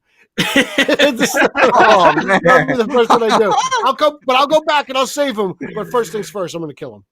I think I will too. First, I think I'm with Pete. I'm gonna kill him first story. But I'm super, Nico, man. you're back. So people. finish your point, man. All I was gonna say is I love the idea of this could open a door and we could get this with other stories, and what other stories we could get with it, I don't know. I would love one where he doesn't have Damian Wayne as a son, and we can just keep going without that Robin forever. That'd be great. I'd be down for that. I would just love it. And the only choice is that instead of telling him, he talks to Talia and she's like, no, I'm not. And then it just ends, and then we can just imagine a world without Damian Wayne. And no disrespect. Why would you want to kill the best Robin like that? Stop. That is Dick Grayson, sir. Stop it. And we can just do one where it's the old Bat family with a Red Hood and everything, but no Damian. Ooh. That is all. That is all. I will say it was cool to see that Gary Cole is voicing Two-Face. That's interesting to me. Yeah, that's pretty cool. That's pretty cool. I did have one thing. Yeah, I do want to give shout out to Hector Navarro who hosted the panel. I thought he did a really great job. So I just wanted to give props to that. I thought most of the moderators on these panels were great, so I did it. He's a weeding guy, so be careful. He's weeding appreciating guy. the work. I'm not a weeding guy. Get the hell out of here. What are you talking about? Come on. Hector's a weeding guy. Be careful, man. Be careful. All the zaddies are going to come after us now because you said shout out to Hector Navarro. Here they come with the pitchforks. Here they come. You know what? Come at me. I'm somewhere in Chicago. Good luck finding me. Come on. Let's do this. Back, come Nick, on. Don't worry. I got your back. I got your back. Come on, zaddies. Come get me. Don't make me Robert Pattinson, you zaddies. Let's do this. Nick. I'm a huge fan of Buffy the Vampire Slayer, the TV show, so I guess I like Joss Whedon too. So I got your back. We're just kidding. I got your back anyway. I don't care. Thank you. I appreciate it. I like Age of Ultron. How about you, Nico? You're gonna come over here too? I love the Avengers. It's outstanding. I love the Avengers. It's outstanding. I love the Avengers too. There, it all right. didn't age Don't well, come but after me. I said in the tweet this week, the Avengers hasn't aged well for me. But we're not going to go down that road. Pete and I will be doing an MCU podcast eventually. Sure. I just gotta drug him. We do our Harley somehow. Quinn podcast. I gotta drug him before that. Oh wait, real quick. So BJ said in the chat he wants me to give my address out. All right, you guys ready? Here it is. 11249. Yeah, you thought. There you go. I thought he was going to do it. No. I'm in Arkham Asylum, so there you go. Good luck. Yeah, he just escaped. He's got to go back. They're gonna find him soon. So. Yeah. Why would I give my address out? Come on. So the old lady upstairs can call the cops on me. She doesn't even know I'm here right now. I'm just using her Wi-Fi so I can be on here. All right. So really quickly, just for a little bit of a final segment here, are there any panels you guys watched that we didn't discuss that you want to touch on? Just briefly give a brief review of what you thought of it and what you thought of the content in it and what's coming. Yeah. Ahead, I watched the Joker War panel, the Joker story that's been forgotten, with James Tynion and I believe it's Jorge Jimenez is the artist, and just the excitement that Tynion brings to the table. He's very passionate. He's a huge sweaty, like all of us, just loves these characters, and he was pumped to really write a Joker story and introduce a new character like Punchline to the table, and it's been received well, and everyone just seems to be really happy with, especially Reno D. Yes. Who is as hard to please as they come. But he loves Joker. He loves Joker War. He's loved Punchline. So it was cool. Joker War was kind of advertised as the Joker, the Batman Joker event of the summer, and 3 Jokers, 1 issue in just kind of stole the thunder. Even though Joker War has been kind of spanning all the Bat books from Nightwing to Batgirl to Detective and of course the flagship title Batman. But that panel was fun. I really enjoyed that, and yeah, I don't know if any of you guys watched that one. I did not. Unfortunately. I don't think Nico watched FanDome. I did because we watched 8 minutes of the Italy Loves DC panel. Of course you watched it. I love that. So did you? I love the Batman. It was actually great. Well, you presume, right? Yeah. So subtitles don't usually bother me. He's got the gobble going the Spunyadel while he's watching Batman. Everyone was like, the DC, the Batman, he comes down and he kicks ass. Yeah. No, but Alfred learned the sauce. It was all subtitles, which was okay. And then we're 8 minutes in. It's about how all these characters resonate with them, and there was some cool artwork and artists. And then we paused it and saw that it was 39 minutes. We just said, well, why don't we cut our losses here? It was entertaining while it lasted. That's funny. And then, I'll have to give it a shot. I might watch that tomorrow. Yeah, no, it's pretty cool. I think we might let it finish. But one thing I did tune into is I don't watch it anymore, but I'm a big Sarah Lance guy. So I checked out half the Legends of Tomorrow panel to just hear them talk about where it's going, because I hear it's ridiculous in a good way, actually, but I hear it's pretty crazy. And then I did watch the Flash film Q&A, the quotes that broke Twitter today, where Andy talked about the vibe the Flash is going to be. It's going to be emotional but funny and also kind of scary at times. And then Ezra said he's going to get a new suit. He doesn't really know what it is yet. Did they have that on day one either? They, that on day one at they all? didn't have that on day one. I don't I'm think gonna check so. it out. I didn't see that. Cool. Because No, Bits they was had in the a insider panel. version. Yeah. Yeah, it's only 2 minutes long, and then I forget what I clicked on, but Andy's wife is also on a different one, and she talks about that it's gonna reset everything, but it also won't forget anything, and that's blown up Twitter today. And then the Amazon panel was cool for Wonder Woman, just to hear Gal talk about how much how much it means to her, and what the world of the Amazons and how they might want to try to explore it in the future. So Wait till I did Christmas. yeah, right. Wait, no, Oh, there it Dune's is. gonna get pushed back, and now I'm mad. Dune's gonna get pushed back. Whatever. It's all good. It's like I was telling Eric, I'm going from Come on. Seven Fishes to Wonder Woman, like straight from straight from Christmas Eve dinner to the Right. theater to see Wonder Woman at like Dude. midnight, 12:30. Straight Yeah, from it. man. Same. COVID sucks in so many ways. Right? Really Whatever. does. Really does. So I can't. Yeah, let's just hope that the 25th Christmas holds and we get to see Wonder Woman on Christmas. I'll tell you what though, 2021 is going to be awesome. I might just spend like Yeah. every day at the movies. Like it's gonna, Yeah. it'll be the best time to be a movie fan because I'm going to eat probably like 40 million pounds of popcorn. I'm in. 2021, I will probably live at the Regal Theater. Yeah, I'll meet between AMC if AMC's still around. We don't know. There's rumors that that Bezos is going to buy it, but we'll see what happens there. I don't know. I mean, he's got the money, right? He definitely has the money. Yes, Got yes. the money, right? He just made like $2 million in the last 30 seconds. So yes, he definitely has the money to buy AMC. So Nick, was there anything else you watched that you wanted to talk about really quick? Well, other than the Amazon panel too, because I needed to see Gail again. So, but Right. yeah, That's your girl. I did. Oh, she's my future Gail, wife, guys. yes. Yeah, Gail is my Gail. Let me She's just no say. Patty Jenkins, but True. Good point.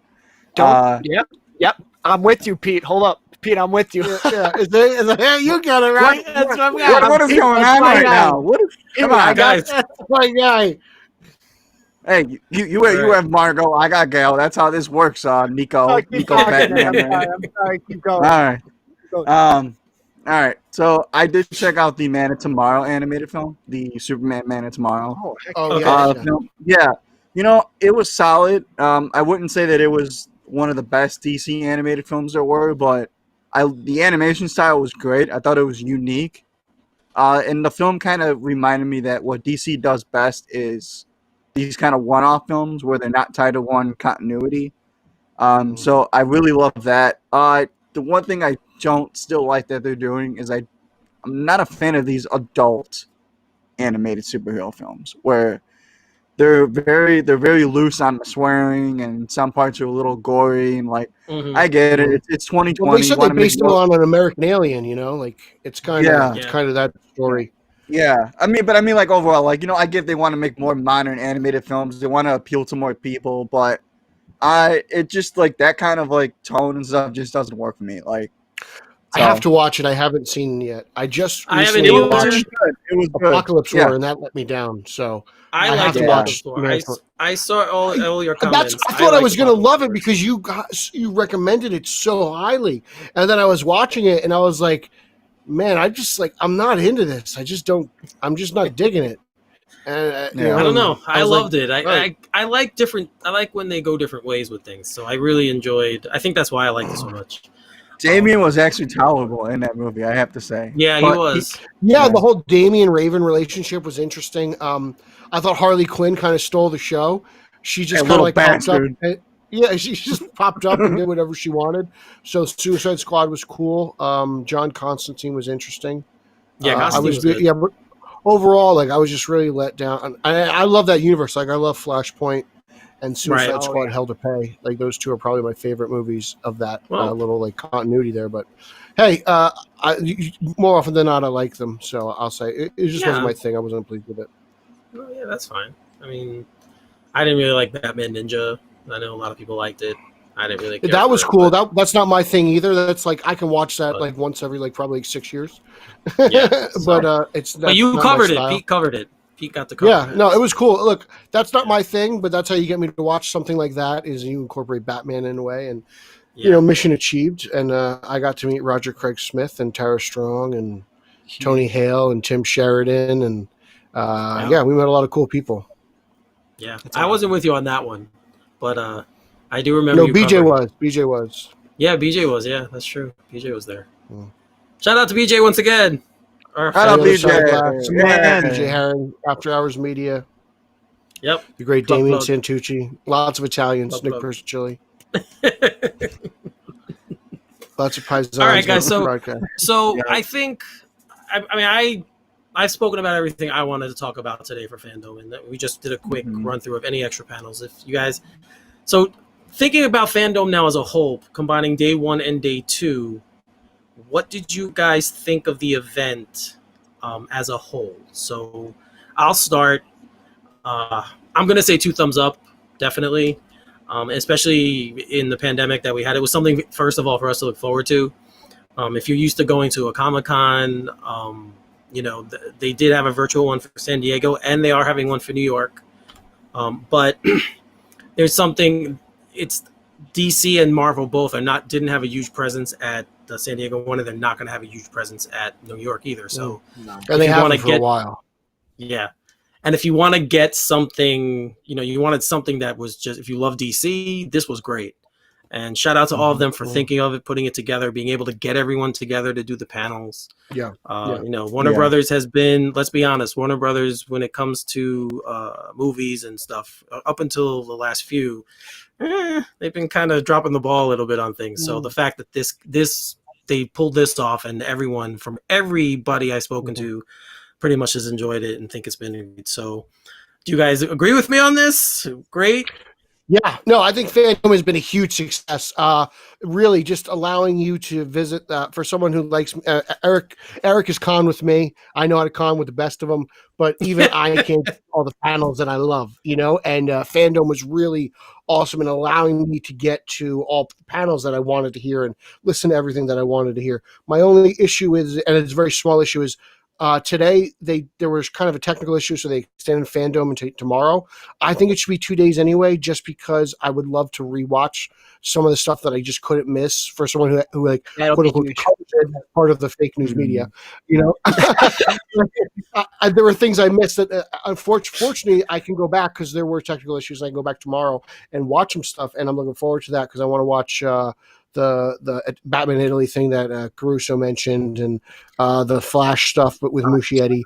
So that stuff's just really interesting, and I didn't get a chance to watch it. But just dying to check that stuff out. But I think FanDome's great. I would love to have it in addition to regular cons. I love cons of all kinds, whether they're physical or digital, or virtual. This is cool. I think it's a huge thing, and I'm glad they split it into 2 days to begin with. There he is.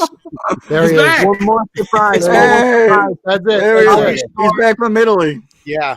He's back from Italy. I'll be short with it. I'm going to echo what Eric and Pete both said. Huge, massive thumbs up. It's so awkward. Both in the frame. We look so close. It's weird. You guys are both wearing black, too. But we are both back in black, baby. You planned it. But back in black. It was such a cool event. It was cool to experience this with this guy right here. Yeah. It was so smart to split it up into 2 days because Hall of Heroes was so overwhelmingly cool last week that none of this other stuff would have gotten touched or watched. And I like how today you were able to do whatever you wanted, whenever you wanted. I saw a great tweet that said it's like the ultimate Comic-Con experience where you were in Hall H but also got to walk the convention floor. I did not come up with that. I stole that tweet. The only thing I was thinking of, and you might have a thought on this, you guys might have a thought on this, is today was cool, but it definitely felt a little bit more tame. I'm wondering if next time they split up Hall of Heroes so it's half and half. I don't know, but that's just something that I would do. What did you think about it? It's a major win for them. They have to keep doing this. This has to be an annual event. If they do it if they do one and then do the next one 3-4 months down the road, but they need to keep this going. Yeah, I would agree with that. I totally co-sign on that. Anything, Nick, I'll ask you this question. Is there anything you would like to see them add that you didn't get? Is there something that you'd want to see them add to this event going forward? The one thing that I will say that I was bummed for, other than the lack of this guy as a whole, you all know what I'm talking about. The HBO Max stuff. because that was a huge bummer for me. I was looking for some Green Lantern, Justice League Dark. I'm looking for the Batfleck HBO Max series that I know is coming in 2023. So there's no way he's serious. I'm very much looking for that. Yeah, he's totally pulling my leg with that HBO Max Affleck stuff. And I'm gonna drop some major tea here for you guys because I love all you guys. You guys are special here. Nick and Nikko is in talks to star in Batman Beyond in 2024. And all I'll say is, I'm Terry McGinnis, man. I'm on a chicken and pasta diet. All right, so you. Hey, I got boots for that. Don't worry about it. It's all right. So all I'll say, because I can see the Warner Brothers snipers behind me right now, waiting to pull the trigger. Y'all better have HBO Max. Deadshot, what? He never misses. When I did Batman. Oh man. No, you know what? I thought this thing was great. I hope they do this every year too. I only have 2 thumbs, but if I can get a 3rd thumb, I throw it in there like 3 jokers, you know. Man. I'm with you guys. I love this, man. You know, I got to just chill in my Wonder Woman onesie. I got to walk a virtual Hall H here, man. All right. This was great. Do this every year, Warner Brothers. Let's go, baby. HBO Max fandom. This guy's unbelievable, but I love it. I don't even know if I'm drinking water now. This might be something else. We'll see. I could definitely co-sign on that, though. I agree with you on that, for real. Mm-hmm. I think we could have got a little bit more insight. Yeah, but we could have had a little bit more insight into what they were doing. Because we're getting stuff like they're talking about. But they're telling us what's coming out. Like, we're getting released stuff, and then they could have incorporated some of that into this, especially for today. They could have recorded something else. Anyway, you know, well, obviously, though, HBO Max is new. It's going to be evolving as time goes on. We'll definitely get more information about shows. And DC's a huge property for, you know, AT&T. Watching it last night. Yeah, so we'll definitely get more, I'm sure, going forward. But that's a good call by you, Nick. I agree with that. So let's put a bow on this one, guys. I want to thank you guys again for hopping on and being a part of this. I'll just give Daddy Bats too. Thanks for coming through. Thanks for stopping by. It was awesome. Thank you. Absolutely. The legend hopping on, and if I could just say this to you, you've raised a really great young man sitting next to you. He's a really good guy, very respectful young man. Appreciate it. Yeah, my man. Yes, you've done a great job with him. Means a lot. Thank you very much. Yeah. You're welcome. My wife had a little something to do with it too. But, you both, both of you. Both of you. I don't see her. I don't see her, so extend my compliments to her as well. Then hopefully she's watching. Hey, you know, and I just want to let you guys know too. It's really cool because, you know, like when I was your guys' age, when I was growing up, like it was weird because you weren't cool if you like comic books, you know, and all this stuff. So like. This was like like an alternate life that I had. I like to think I grew up and I had a lot of friends and I was on the in crowd and all that, but nobody knew I was this comic book guy. And so it's so cool now that you guys it's like the in thing to be. So I think this is fantastic. Awesome. You know, you guys providing this platform or whatnot. So things have really changed, you know. Yeah. I mean, I was 2008, man. It was the year that changed everything. Yeah, I was a jock in high school, and I liked this stuff, but I also wasn't someone who spoke about it too much. It was something I did on the side and didn't really talk about it. But now this, like I said, I think the movies have taken everything and put it mainstream and made this much more acceptable. 100%, absolutely. Right. Yeah, so I think now it's kind of cool. People don't look at you anymore when you're saying, "Oh, I'm going to see Wonder Woman," or "I'm going to see," you know. They don't look at you like, "Really?" Like, you know. Exactly. It's like, well, why didn't you invite me? Right. You get more of that, like, oh, can I go, or tell me what it's about, or tell me what it's like. I get a lot of that now. So, and this platform, again, I'm glad Pete and I started straight out of Gotham. I'm glad we had the idea to start doing the Iceberg Lounge. I love having you guys on. We want to get other podcasters on as well, to have a bunch of other people bring the community together. Bringing the community together. There's a lot of competing and bickering and with a lot of different the fan base. So I'd like to, just bring more people in. So, but again, thank you guys for coming on both days, on day one and day two. Really quick, thanks to Justin Kowalski for day one. He was supposed to be here tonight, but family stuff, so he had to He had to skip out, but Okay. he was on our preview show last night. You guys know who Missed he you, is. Jay. Yeah, we missed you, Love- Justin. yeah. So Missed you, Mr. J. but we know we'll be back next time. So Absolutely. anything you guys really quickly, anything you guys vigilantes you guys want to plug? Anything you want to throw out there? No, I don't know. No, A you're lot plug-free? happened today. I don't know. Follow us at the Vigilante 1939 podcast on Twitter. We just covered the Three Jokers last week, which is a lot of fun. We're contemplating what to do this upcoming week. There was a lot of content for us a couple weeks in a row, so we might take a week break. We're not sure. But you know where to find us. And there's 3 of us, so if you reach out to one of us, you'll probably end up hearing from all of us. So, Yeah, buddy. which is Do you great. all- Yeah. buddy. Do you all run the Twitter handle? Do you all have access to the Twitter handle for the vigilantes? Zenik and I take. Well, we all have access, but he don't do anything. No. Zenik and I take. He claims he's the talent, so he just shows up when we Yeah. record, and then he lets Zenik and I That's do everything great. else. That's He's earned right. it. He's Which- earned it. Which is, you know what? I think he's earned that, so it's completely cool.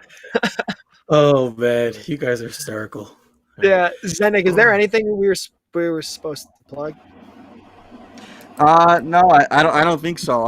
My Twitter handle's been on there the whole time, but if you want it again, because you want to tell me I'm right, not that I'm wrong, you can follow me at @popazoo_95. Let's talk about stuff. I'll still tell you I'm right, but I love talking to people, so let's do it. Yeah, so we actually just we came up with a TeePublic store for Vigilante Oh, 1939. yes, sorry. Yeah, Damn. so if you want coffee mugs, buttons, T-shirts, sweatshirts, whatever, you want to help support the show, just go to TeePublic and look up Vigilante 1929 and hook yourself up. So, and that would be much appreciated. So I do want to reiterate, thank you guys so much again. It's such a huge honor. Just to talk to all of you guys, and I can't wait to hopefully do more of these. So thank you to the producers as well, BJ. All you guys are great. So love all you guys. Thank you. No problem, guys. No problem. Anytime. We don't really have anything to plug, do we, Pete? We don't. Oh man, you Come could on. follow me at Illustrated on social media, Instagram, Twitter, Zack Snyder's favorite bureau. Yeah, just check out our stuff. We got Straight Outta Gotham has Twitter and Instagram handles straight_O_G. Hit us up there. Watch out for the Grundy alerts just to keep an eye on when the podcast is recording. Yes. That's it. Just stay out there, keep reading DC, and Hey, enjoy real everything. quick, football tomorrow. I know you're a Jets fan, Eric. I am, yes. And what are you, Pete? I root against anyone who plays the Giants. Oh, I troll Giants fans. Okay. That's what I do. I Yeah, troll Giants fans. interesting. BJ's telling us So. Packers. BJ's a Packers fan. BJ's He's a a Packers. Brewers BJ's fan. Whoa, Telling me, oh You got the man, dub tonight, though. oh You man, got the dub tonight. Let's go. look at that. Oh, I'm not losing points, BJ. Don't do that to me. Da Bears. Da Bears. Oh, one Yeah, love, I'm- baby. Pete, you got the Yankee. You're a Yankee guy, right? Yes. I am, yeah. Yes. Oh, geez, they've been You playing too, such yeah. a And ball Eric. there. Now we Okay, can yeah. club. Hey, Yeah, we both of all us. know who the 2020 World Series champs are. The Get the get Chicago. the Sox out of I here. know, White man. Sox, I'm baby. nervous Let's about the go. Sox. Hottest team in baseball right now. They had a nice win tonight. Let's ride, Is that baby. the White Sox one? Pete, A little what White happened? Sox. No, We don't like World the Series I'm a White Cubs fan. this I'm a year, Cubs fan. baby. In Guys, Chicago, you guys, were one or the guys. other.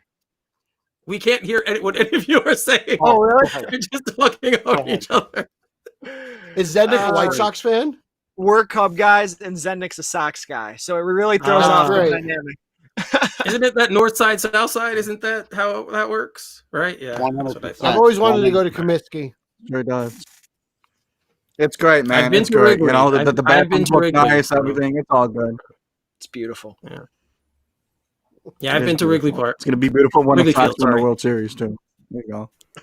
Oh, man. I'm 2005 not was saying been a rough year word. for you guys. I'm Don't not stop saying a word, believing, but- everybody. Don't stop believing.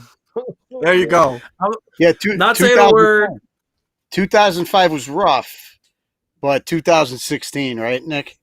Yeah. That was a greatest hell of a sports World year. Series. Greatest That was sports a year hell in of a the series. history of Oh, baseball. man. It was. It All was. time. It was. It It was. was crazy. No. We're Pete and I are spoiled when it comes to the Yankees. So Of course, you guys are. We're spoiled. But this show is turning into something else. Yeah. Okay, Get guys. out of sports. We're segmenting to a sports show now. So if you want to stay on, no, I'm kidding. Just stay on. But yeah, as for the Jets, yeah, I'm not looking forward to much this year. So whatever, we'll see what happens though. It's new beginning. I actually think I like the quarterback, so I'm hoping that Darnold continues to grow and gets better. Sure. You guys have your own quarterback problem, so I'm not going to go. Oh yeah. Oh, geez. I would kill for Sam Darnold. I would kill for Sam Darnold. Yeah. What's his name? What's the name of the Bears quarterback? Mitch Who knows? For now. He's so bad. Or Nick Foles. Yeah, that's BJ. Yeah, that's BJ. Nick Foles. Right. Yeah.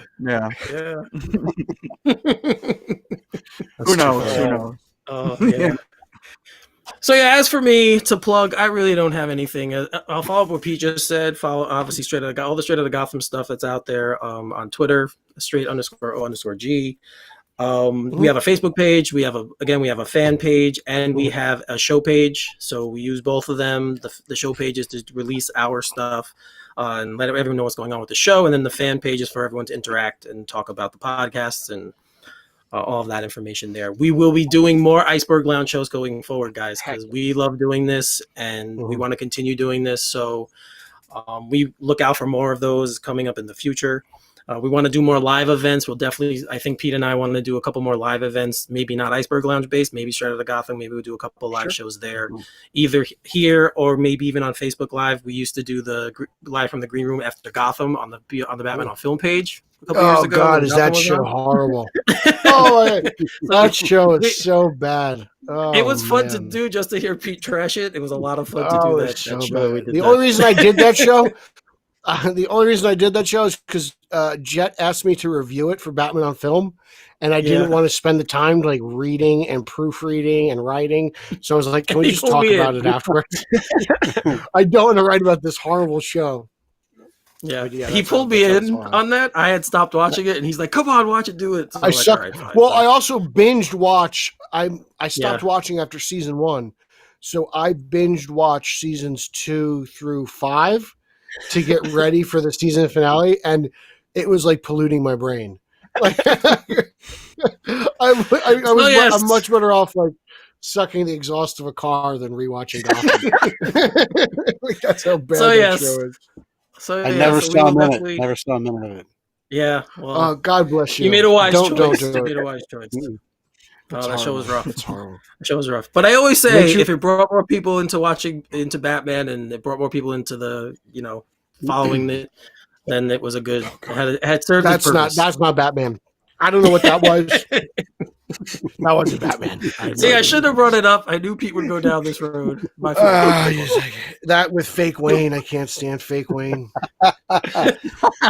Anyway, you guys want to follow me directly? You can find me on Twitter at Finale33. It's spelled Finale33. Also on Instagram as well. So for Nick Zednick, the Knicks, Nico Caruso, and Nick Caruso Jr., Pete Vera, I am Eric Holzman. This was the Iceberg Lounge. Have a good night. Booyah! Yeah, buddy.